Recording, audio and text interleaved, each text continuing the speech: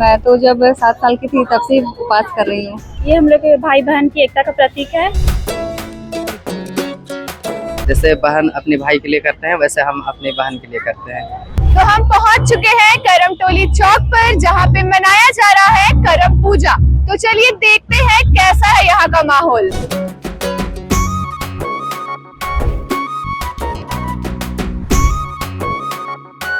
मैं तो जब 7 साल की थी तब से उपवास कर रही हूँ। कब मतलब अब से 15 साल से पहले से। बेसिकली ये पर्व ना भाई बहन के लिए मनाया जाता है। धर्मा और धर्मा 2 भाई थे, वो लोग ही इस पूजा का शुरुआत किए थे। ये हम लोग के भाई बहन की एकता का प्रतीक है, इसीलिए हम लोग के भाई लोग के लिए उनकी उम्र अच्छे हो, वो अपने जीवन में तरक्की कर सके, उसके लिए और हमारा प्यार इसी तरह हमेशा बना रखे, इसीलिए हम लोग बनाते हैं। इस पेड़ का क्या महत्व है जिसके चारों ओर आप लोग घूमती हैं? इसका तो इतिहास से ही महत्व रहा है, करम पर्व के तौर पे ही। और जैसे आप लोग जानते हैं कि भादों के एकादशी में यह पर्व बनाया जाता है।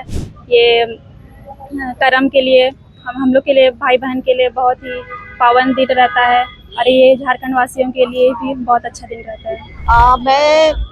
मैंने 10th पास किया था और उसके बाद से मैंने स्टार्ट किया है। आज के दिन पारंपरिक नृत्य और गीत भी होता है, तो इसका क्या महत्व है? देखिए, हर एक त्योहार का कुछ ना कुछ एक पारंपरिक महत्व होता है जिससे संबंधित गीत होते हैं। तो इसमें भी चूंकि कर्मा धर्मा भाई से जिस तरह से कथा होता है, उस तरह इसमें भी अभी कथा कही जाएगी, आप लोगों को सुनने को मिलेगा कुछ देर में ही।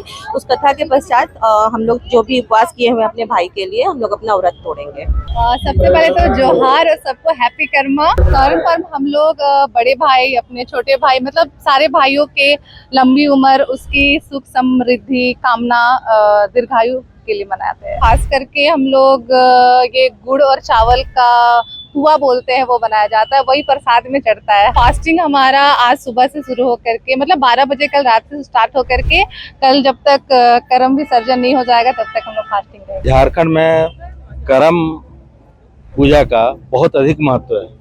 ये बहनों के द्वारा भाइयों के लिए मनाया जाता है, और खासकर भादों का महीना में जब हम फसल लगा चुके रहते हैं और भादों का महीना में हमारा फसल लहलहाने लगता है, और हम लोग अच्छा खेती के लिए इस पूजा को मनाते हैं। इस करम पूजा से लोगों को यही संदेश हम लोग देना चाहते हैं कि प्रकृति का रक्षा करना चाहिए, पेड़ पौधों को बचा के रखना चाहिए। हम अपनी बहन के लिए पूजा करते हैं, जैसे बहन अपने भाई के लिए करते हैं वैसे हम अपनी बहन के लिए करते हैं। आप भी उपवास रखते हैं? हाँ, हम भी उपवास रखते हैं। तो आपके घर में किस तरह का विशेष पकवान बनता है इस दिन?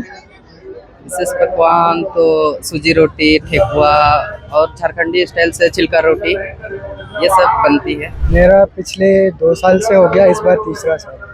बहनों को कुछ तोहफा भी देते हैं इस दिन?